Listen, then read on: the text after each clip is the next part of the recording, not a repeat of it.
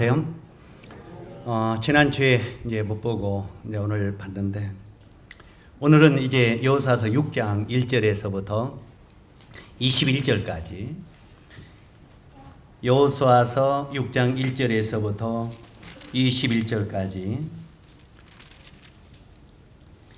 이 말씀을 시간 관계상 읽지는 않겠습니다. 읽지는 않고 바로 설명을 드리면, 이 그리스도인의 행군 자세라 하는 제목으로 교제를 나누도록 하겠습니다. 한번 따라서 하세요. 그리스도인의 행군 자세. 예.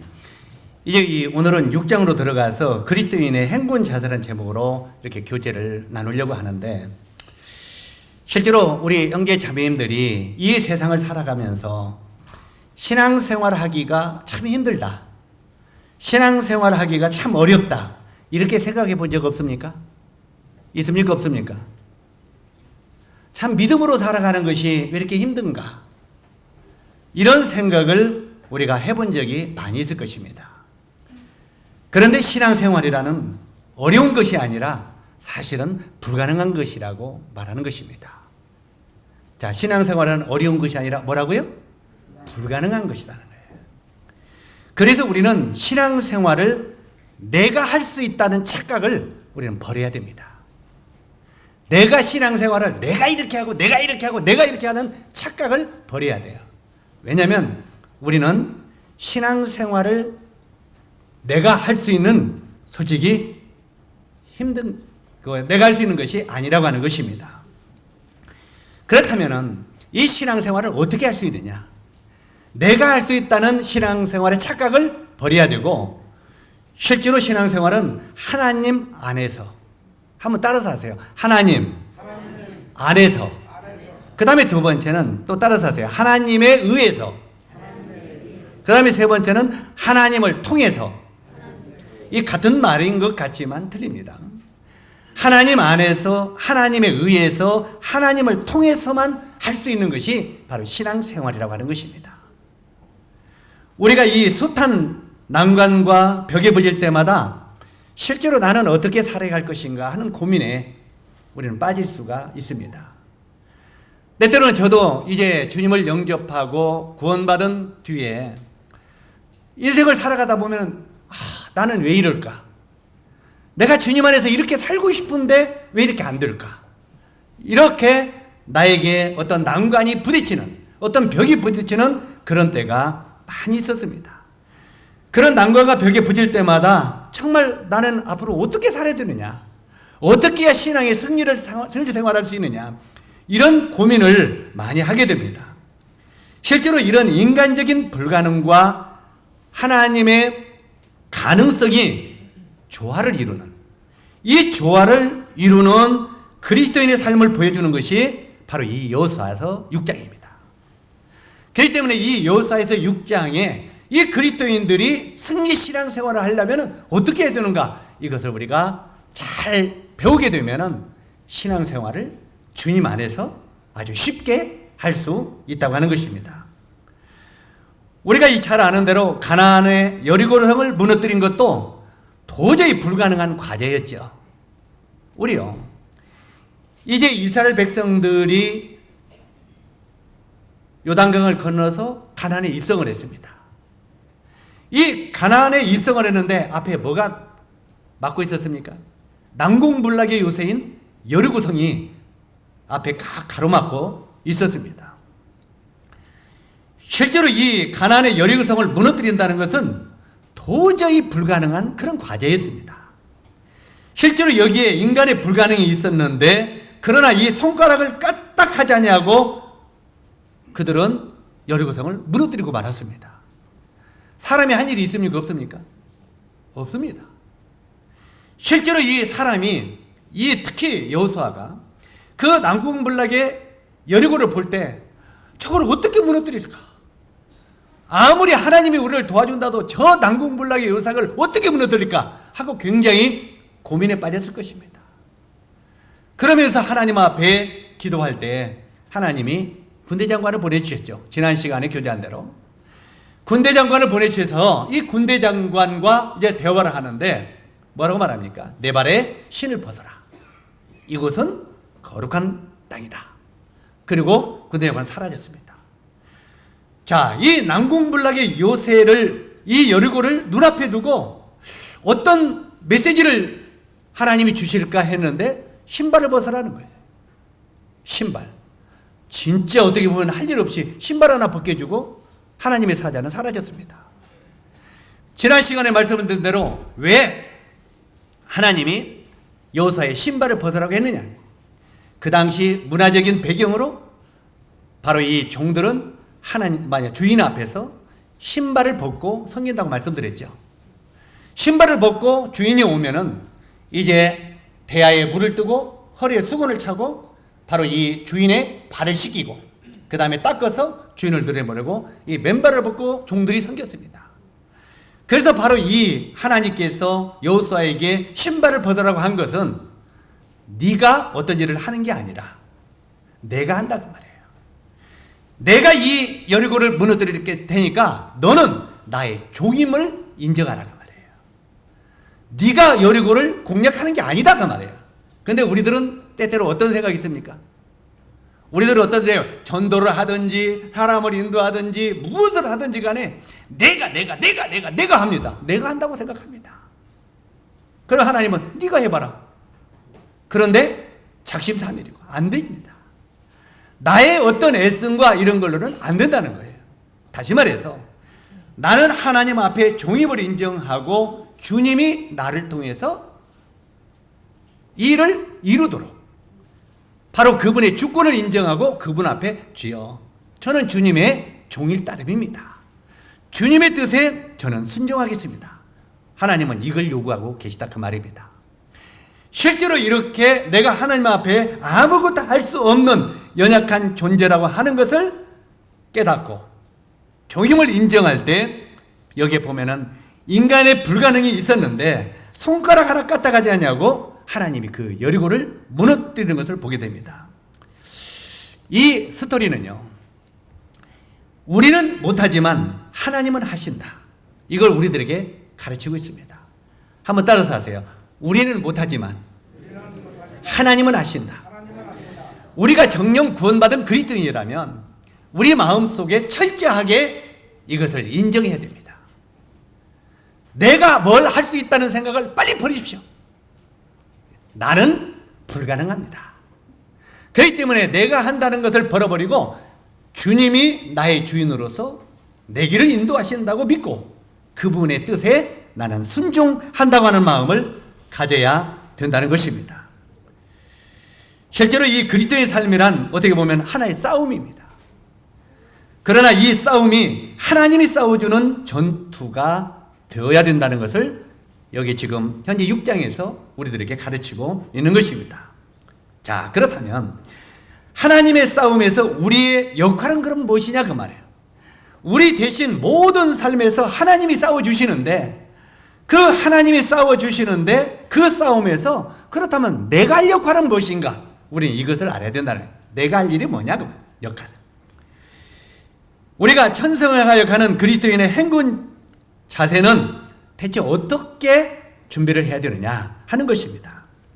여기 지금 우리가 본문을 읽지는 않았습니다만 이 본문의 세 가지 명령을 하나님은 우리들에게 말하고 있는데 이 세 가지 명령으로 요약하고 있는데 첫 번째는 초점을 하나님께 맞추라고 말합니다. 너희 모든 시선과 마음의 초점을 누구에게 맞추라고요? 하나님께 맞추라. 초점을. 이렇게 말합니다. 사람들의 초점은 언제든지 하나님께 우리는 맞춘다고 하면서도 그 초점이 누구에게 맞춰 있느냐면 나에게 맞춰 있습니다. 나에게. 실제로 이 사람들의 초점은 언제나 자기 자신에게 맞춰 있게 됩니다. 신앙생활이라는 이 삶의 초점을 자기 자신에서 어디로요? 하나님께 옮기는 것입니다. 하나님은 하나님께 초점을 맞추는 두 가지 시청각 교재를 여기 이 본문에서 사용하고 있는데 하나는 법궤입니다. 법궤. 이 법궤는 하나님의 임재, 곧 하나님이 우리와 함께 하신다고 하는 상징이 법궤입니다. 다시 말해서 하나님은 나의 주인이시고 하나님은 나의 왕이시라고 하는 것을 인정하라는 것입니다.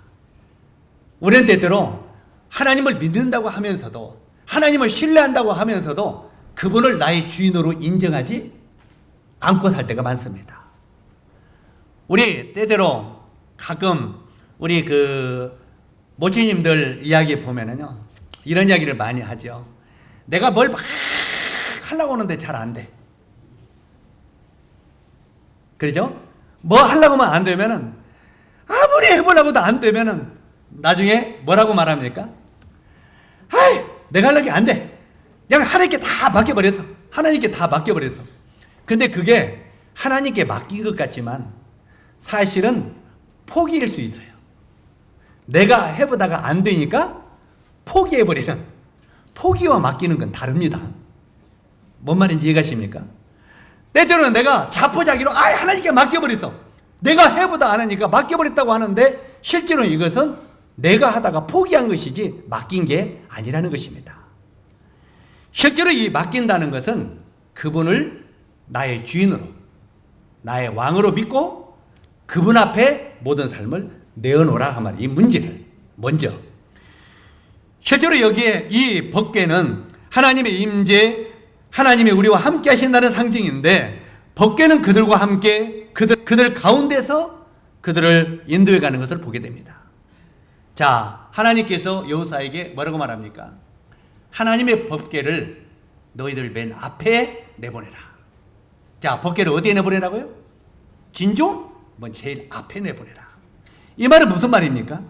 실제로 법궤를 그들 앞에 내보내라고 하는 말은 너희를 이끌어가는 것이 누구라는 말입니까?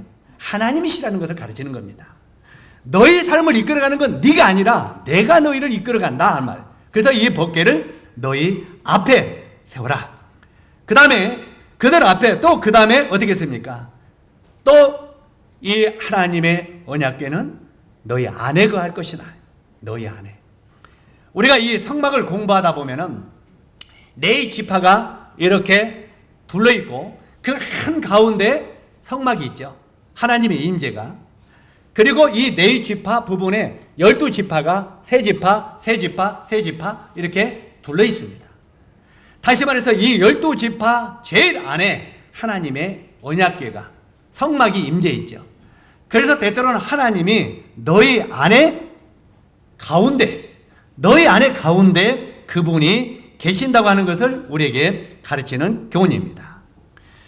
실제로 그들의 행군 자세는 주님이 다시 반복하면 그들 앞에서 그들을 인도하시고 그 다음에 그들 가운데 계시고, 실제로 주님이 계심을 믿고 초점을 하나님께 맞출 때 우리의 모든 불가능이 가능으로 바뀐다 하는 것을 우리에게 교훈하고 있습니다. 두 번째는 나팔입니다. 나팔이 울리면 하나님의 이 군대 장관으로 친히 행동하시는 것을 우리는 보게 됩니다. 이 나팔이 울릴 때 하나님은 친히 그 상황 속에 들어오십니다. 나팔이 울리면요, 하나님은 친히 그 상황 속으로 들어오신다는 것입니다. 이 이스라엘 백성들이 나팔을 불면서 무슨 생각을 했겠습니까? 나팔을 불면서 지금은 나 혼자가 아니다. 하나님이 함께 하시고 이 문제를 하나님이 다루신다. 어떻게 보면은 이 여리고 행진은요, 정말 이상한 행진이었어요. 왜요? 우리가 여기 10절을 보면은 여호수아가 백성에게 명하여 가로되 너희는 외치지 말고 너희 음성을 들리지 말며 너희 입에서 아무 말도 내지 말라. 여기 뭐라고 했습니까? 여호수아가 백성에게 명할 때 너희는 소리치지 말라, 외치지 말라. 그 다음에 너희 음성을 들리지 말고, 그 다음에 너희 입에서 아무 말도 내지 말라. 자, 어떻게 보면 하나님이요, 이스라엘 백성들이 여리고를 삥삥 둘러 7번, 하루에 한 바퀴씩 7일을 돌았잖아요. 그런데 나팔 소리만 울리는 거예요. 사람 소리는 1절 내지 말라, 들리지 말라, 이렇게 말합니다. 하나님이 그들이 행진할 때 말할 수 있는 자유를 완전히 막아버렸어요. 때때로 우리들은요, 이 말할 수 있는 자유를 막으면 불평이 나와요, 안 나와요? 나와요, 안 나와요? 때대로 창순 형제, 예, 형제 조금 말하지 말고 기다려. 그러면 아이 기분 나빠. 우리는 말할 수 있는 자유를 막으면 불평이 나와요, 안 나와요? 나와요, 안 나와요? 나옵니다. 때때로 우리는 아이 하나님이 내 마음속에서 나를 하게 하는데 왜 막어? 이렇게 말합니다.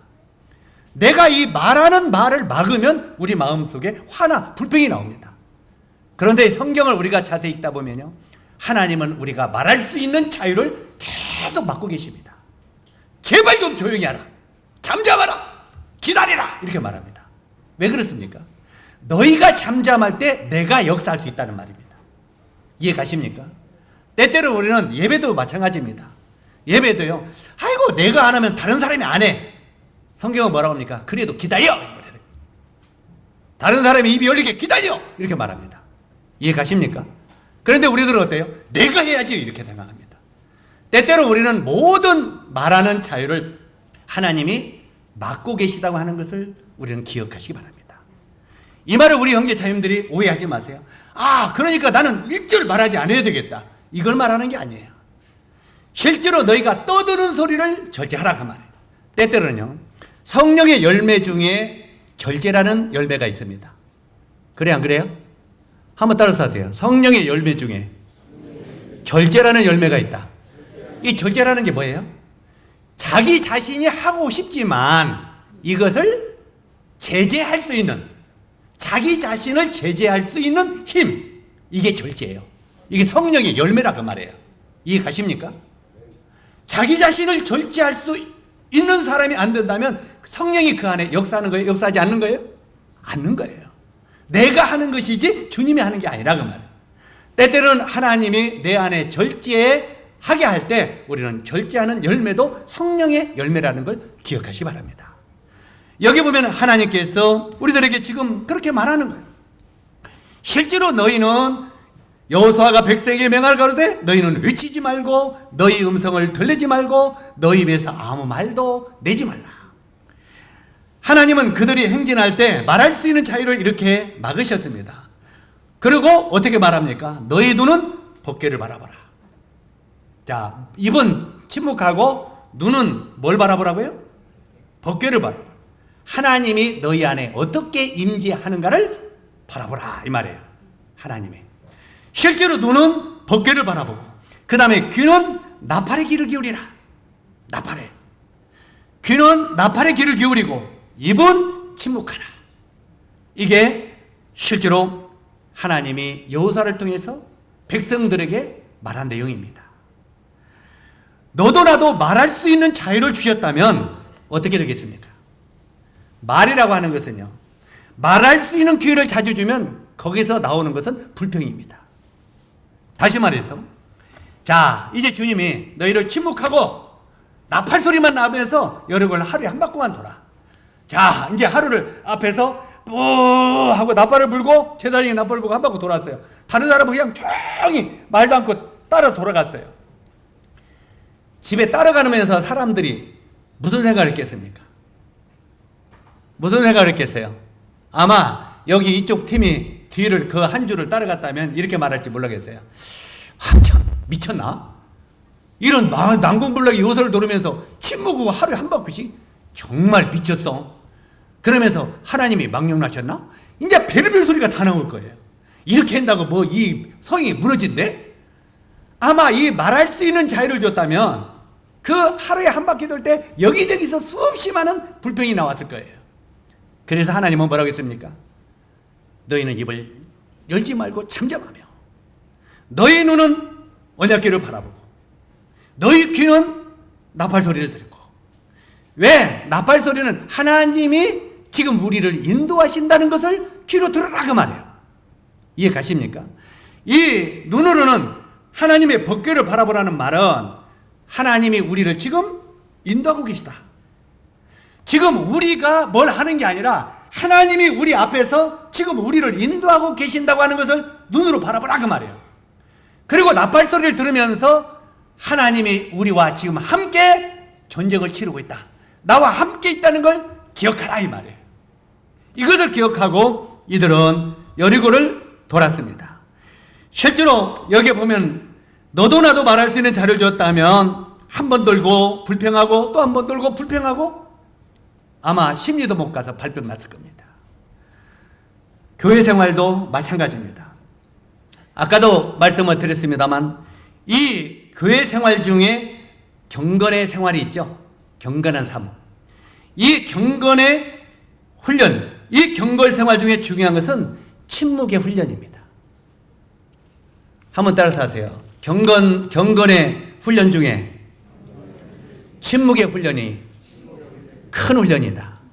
때때로는 이 침묵의 훈련, 제가 이 말을 할 때 그나이도 우리 청년들 입을 열어서 감사를 잘하는데 다음부터 또 침묵의 훈련이구나, 이걸 오라 잘됐다 하고 입 다물을까 참 이게 걱정이에요.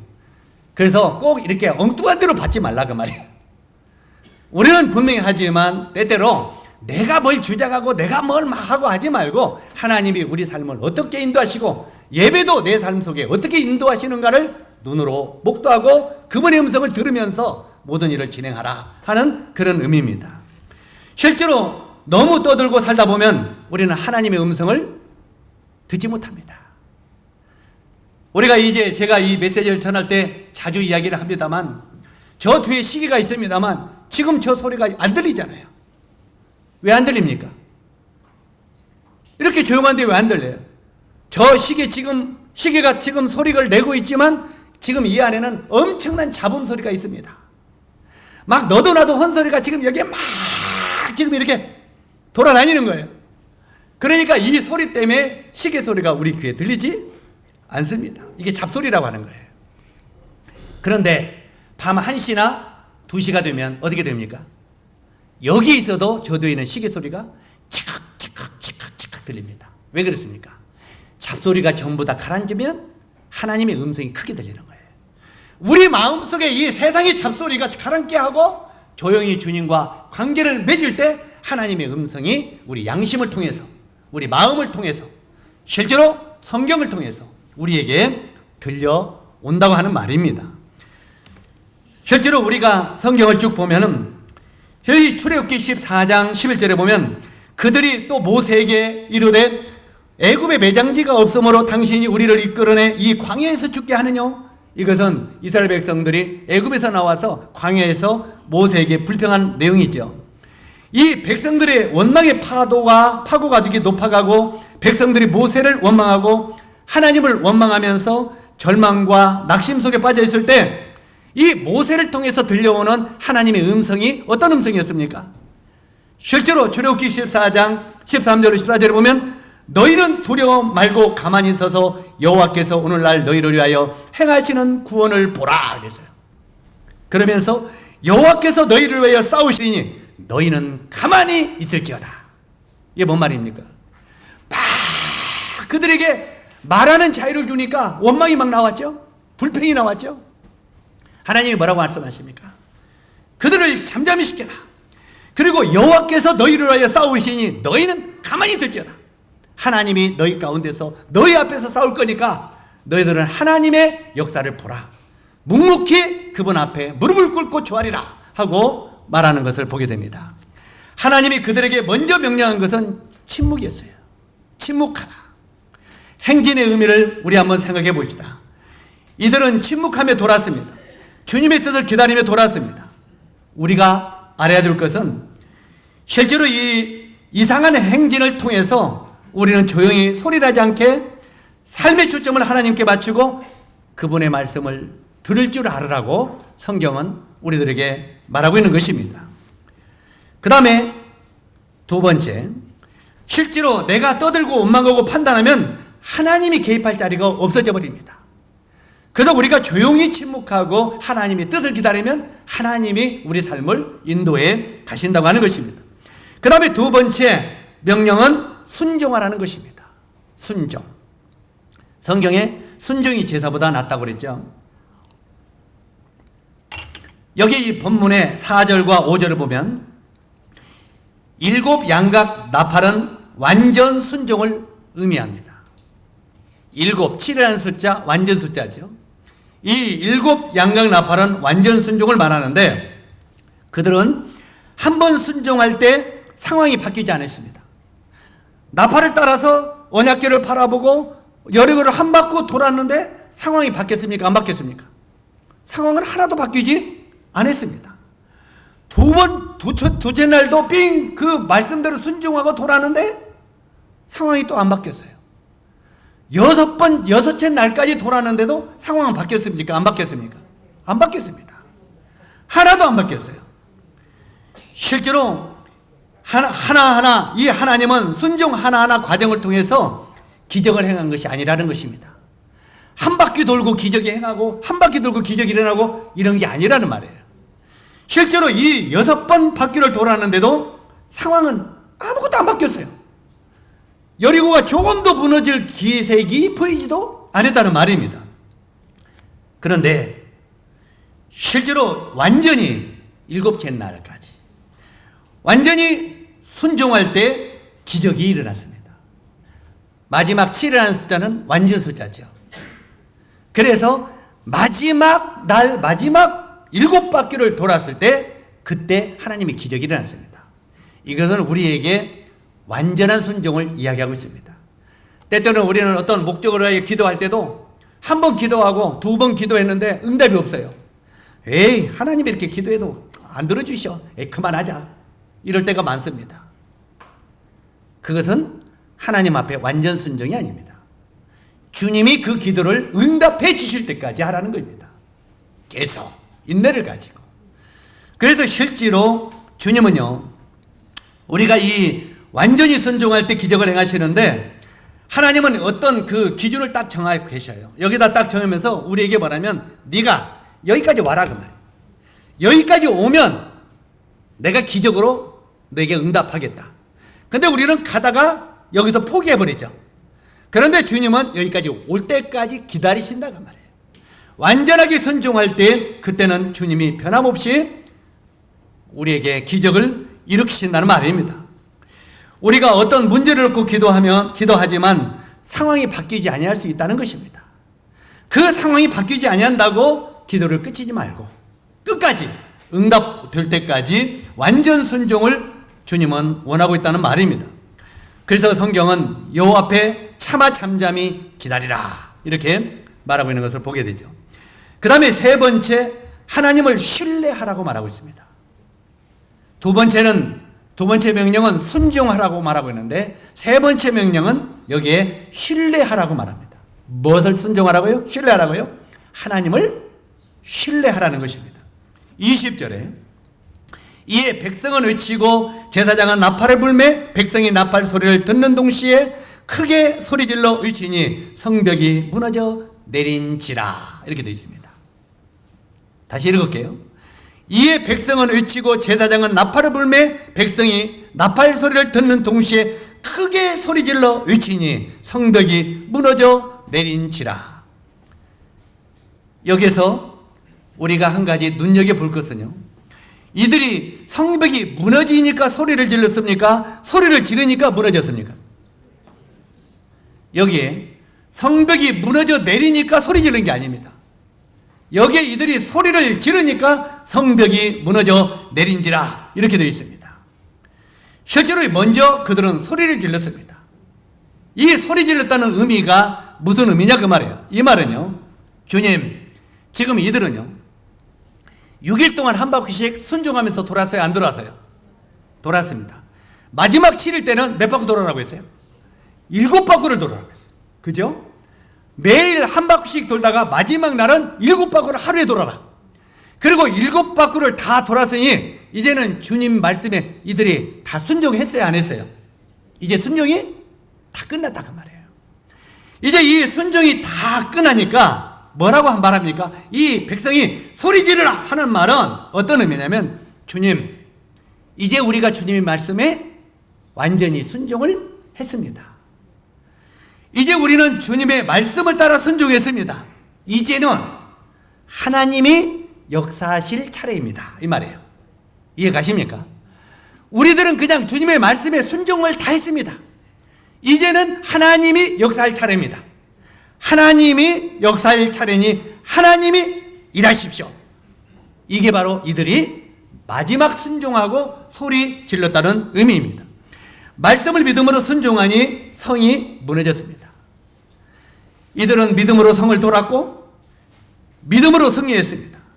그래서 성경은 우리들에게 로마서 1장 17절에 보면은 이렇게 말하고 있죠. 오직 의인은, 한번 따라서 하세요. 오직 의인은 믿음으로 말미암아 살리라. 사랑하는 형제 자매 여러분, 여러분이 정녕 주님을 영접하고 구원받은 의인입니까? 우리가 정녕 예수 그리스도 안에 의인이냐 그 말입니다. 우리가 정녕 죄상을 받고 완전한 의인이 된 사람이라면 의인은 어떻게 살아라고요? 믿음으로 살아야 된다고 말합니다. 우리 육신으로 율법으로 살지 마십시오. 우리가 정말 주님을 내 마음속에 나의 주인으로 믿는다면 우리는 그분을 믿는 믿음으로 살아야 된다고 말하고 있습니다.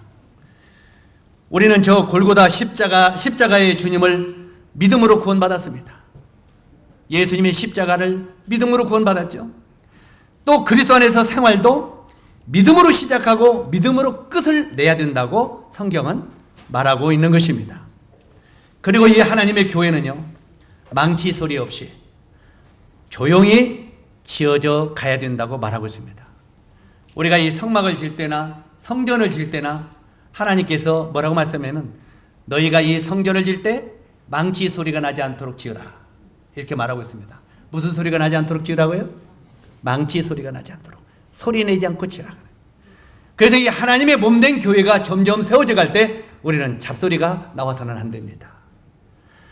자기 소리가 많이 나와서는 안 돼요. 하나님이 그렇게 말씀하시면 그 말씀에 우리는 순종하겠습니다. 이랬을 때 어떻게? 너희는 잡소리 하지 말고 조용히 소리 없이 성전을 지어가라 이렇게 말하고 있습니다. 그래서 이 교회는 망치 소리 없이 조용히 지어져 가야 한다고 말하고 있는데, 다시 말씀을 드립니다만 조용하다고 하는 것은 아무것도 안 한다는 것과는 다릅니다. 항상 이 교제를 할 때 우리 형제 자매님들이 잘못 받아들일까 봐 조심하셔야 해요. 아, 조용히 소리 없이 지어져 가라고 하는구나. 그러면 오늘부터 나는 입 하고 지어야겠다 하고 전부 다 벙어리 제사장이 되라는 말은 결코 아닙니다. 이건 우리 형제 자매님들이 알 거나 믿고요. 우리는 기도할 때, 예배 드릴 때 아이들이 떠들거나 울게 하면은 실제로 이 신경이 곤두섭니다. 예배 시간에 아이들이 막 울고 떠들면 신경이 곤두서요, 안 서요?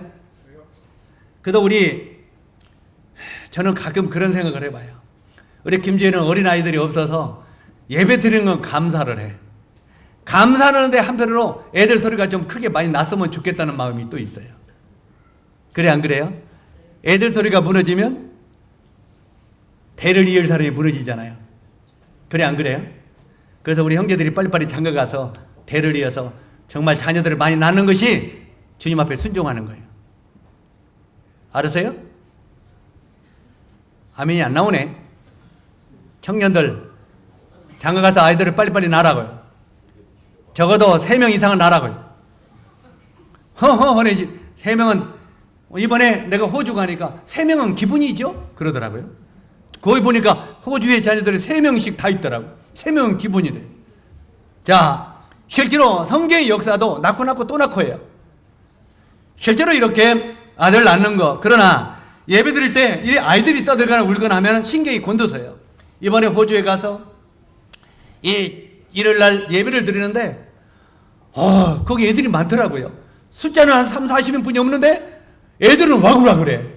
주일학교가 아주 짱짱하더라고요. 그런데 이 주일학교가 예배 시간에 엉망이요.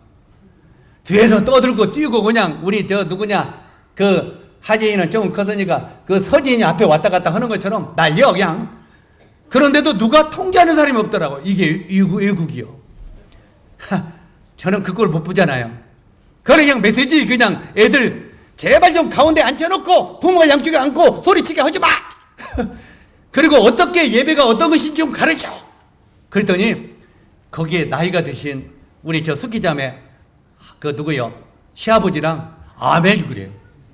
그게 마음에 걸렸던가 봐요. 이 노인들은 아멘 그래요. 그러면서 나보고 뭐라고 하냐면 끝나고 나서 아직 호주에서는 이렇게 설교하는 사람이 하나도 없대요. 왜 그러니까 이렇게 지적하고 책망하고 하는 것이 없대요. 그냥 종교 준 것이다 이런 식이래요. 이 교파까지 오늘 그렇게 흘러가죠. 그런데 모임도 이렇게 흘러가는 거예요. 그러면서 정말 저런 메시지가 마음에 후련하고 좋다고 그래요. 어찌하든 간에 그러더니 식구들이 어떻든 그걸 통해서 잠잠시키고 다른 교회에 있을 때 많아지기를 얻는데, 어찌하든 간에 이 아이들이 떠들거나 울거나 하면 신경이 곤두섭니다. 우리는 하나님의 교회가 세워져 갈 때 그 나 자신이, 혹시 나 자신이 이 깡통 소리, 징소리, 이런 것들을 내므로 말미암아 신경 쓰이게 하는 지체는 아닌지 생각해야 됩니다. 뭔 말이냐면, 우리 서진이 아빠 오해하지 마요. 나 서진이 사랑하고 하지만 이거 막말로 하니까 애들이 예배 시간에 막 여기 떠들고 하면은 실제로 우리 그것 때문에 신경이 곤두서 안 서요. 자, 저 뒤에서 막 우는 소리가 나. 그럼 우리가 예배 드릴 때마다 이렇게 다 쳐다봐요, 안 쳐다봐요? 쳐다봐요, 안 쳐다봐요? 왜 쳐다봅니까? 신경 쓰인다 그 말이죠. 예배하는데 신경 쓰인다. 자, 우리는 그러면서 애들을 정말 잘 가르치라고 교육합니다. 그런데 지금 이 말이 하나님의 교회에서 그 어린아이 같이 나 자신이 깡통 소리를 내는 어린아이는 아닌지 생각하라 이 말이에요. 이해 가십니까? 우리는 각별히 하나님의 교회에서도요, 계속 신경이 거스르는 영적인 애들이 있어요, 없어요? 있어요, 없어요? 죄송합니다. 그냥 이렇게 하면 내가 이름 없다고 더 불편하지만 우리 최계도 형제님이 그냥 계속 그냥 막 그냥 안 던지도록 막 예배 시간에도 오고 그래. 그러면 자꾸 신경이 거슬려, 안 거슬려요? 거슬리죠? 그러면 실제로 형제님이 영적인 어린아이로 신경이 곤두서는 사람이 될 수 있다 그 말이에요. 우리가 어린아이들이 예배 시간에 떠들고 울고 막 화낼 쯤에는 우리가 신경이 거슬리는 것처럼 내 자신이 하나님의 교회에서 신경이 거슬리게 살아가는 사람은 아닌지 자신을 생각해보라 이 말인 거예요. 이해 가십니까? 왜요? 하나님의 교회는 소리 없이 지어져 가라고 했기 때문에 그래요. 내가 이 하나님의 교회에서 정말 시끄럽게 하면서 정말 이렇게 방에 신경을 쓰게 하는 이런 지체는 아닌지 살펴보고 조용히 그리스도의 행군 대열에 믿음으로 동참하라고 하는 것이 이 본문의 교훈입니다. 이해 가십니까? 그래서 여기에 지금 오늘 교재가 그리스도인의 행군 자세, 믿음으로 행군하는 우리의 자세가 어떤 자세가 되어야 되느냐 하는 말이에요. 첫 번째, 하나님 안에서. 이 말만 따라서 합시다. 정리하고. 하나님 안에서. 그 다음에 뭐라고 했어요? 하나님의 의해서. 그 다음에 하나님을 통해서만이 우리가 가능하다 하는 것입니다. 내가 내 노력으로는 어떤 일도 불가능하다. 그래서 우리가 형제 자님들이 전도할 때도 자기가 한다는 개념을 버리십시오. 주님이 결코 그런 사람에게 영혼을 붙이지 않습니다. 내가 하는 게 아니라 하나님이 한다고 하는 것을 항상 신뢰하십시오. 적어도 우리가 영혼을 찾아가거나 만날 때 주님, 오늘 친구 아니면 이 사람을 만나서 주님의 말씀을 소개하기를 원합니다. 저는 그냥 주님의 말씀을 소개하겠습니다. 주님이 역사하십시오.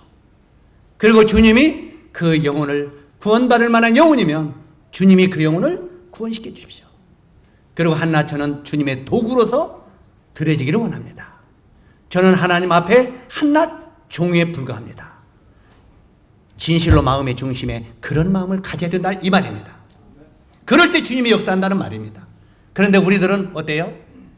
항상 하나님은 뒷전이고 나를 나타내기를 원합니다. 내가 전도하고 내가 하고 그러면 하나님이 설 자리가 없는 거예요. 이해 가십니까? 정말 우리 형제 자님들이 영적으로 성숙한 그리스도인들이 되려면은 주님이 내 안에 주인이 되고 주님이 내 안에 인도하시는 그런 삶을 살아야 된다는 겁니다. 내가 아니라 내 안에 그리스도께서. 우리가 때때로 찬송가에 내 안에 산 것은 내가 아니라 누가 산다고요? 그리스도께서 사신 것이라. 바로 우리 주님이 우리 마음 안에 주인이 되고 주님이 내 안에 왕이 되어서 나를 이끌어 가시는 그런 삶을 사는 그리스도인이라고 지금 본문에 말하고 있는 것입니다. 이해 가시죠? 왕이 된다는 말은 무슨 말입니까? 하나님이 내 안에 왕이 된다는 말은 우리는 절대적으로 왕에게는 불순종이 있을 수 있어요, 없어요? 왕에게 불순종했다는 그는 어디예요? 숙청입니다. 오늘날 말입니다. 이제 이 말은 가뜩이고 조용히 이해를 하나 하자면 민주주의 국가의 대통령에게도 대들었다가는 죽더라고요. 그래 안 그래요? 아무리 큰 소리 치고 똑똑한 체 해도 대통령이 여자라고 함부로 해요? 가만히 있어도 나중에 보니까 꼬리 딱 내리고 다 벌벌벌벌 기더라고요. 그래 안 그래요?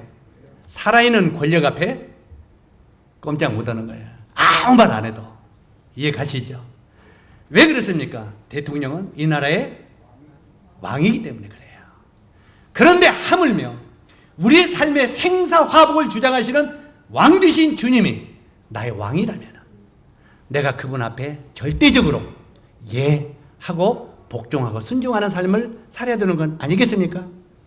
네가 왕이 아니라 네 안에 그리스도를 하나님을 왕으로 너 안에 모시라. 그리고 그분이 너를 인도하기를 원해라. 그러면 그분이 너를 다스리고 도와주실 것이라고 하는 본문의 내용입니다. 이해 가시죠? 이 말씀이 우리 형제 자님들에게 축복이 되기를 바랍니다. 기도하겠습니다. 은혜로우신 아버지 하나님, 오늘 이 그리스도인들이 어떻게 행군 자세를 가져야 될지